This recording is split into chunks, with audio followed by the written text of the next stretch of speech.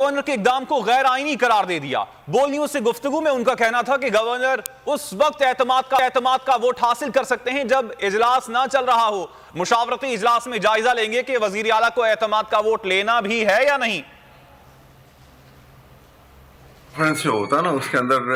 House کے اندر جتنے بھی پریزنٹ ہیں ان میں میجورٹی دکھانی ہوگی، لیکن یہ جو ہے یہ اس وقت یہ ایکٹ جو ہے وہ ان کا یہ جو حکم نامہ آیا ہے کہ جی آپ چیف منسٹر پنجاب کو کہ وہ کانفرنس لیں، یہ اس لحاظ سے غیر آئینی ہے کہ آرٹیکل 130 سب آرٹیکل 7 میں ہے کہ وہ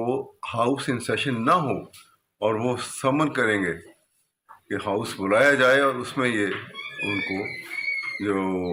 اپنی اکثریت دکھائیں۔ ابھی تک یہ جو ہے یہ اجلاس جو ہے وہ چلا آ رہا ہے، اس لیے یہ میرا خیال ہے کہ یہ ایکٹ جو ہے یہ سسٹینیبل نہیں ہے انڈر دی کانسٹیٹیوشن۔ اس کے اوپر ہم بیٹھ کے آج غور و خوض کریں گے اور پھر جیسے انسٹرکشن ہوں گی اس کے مطابق دیکھیں گے، لیکن یہ تو مسلمہ ہے کہ یہ جو اقدام ہے یہ آئینی نہیں ہے، غیر آئینی ہے۔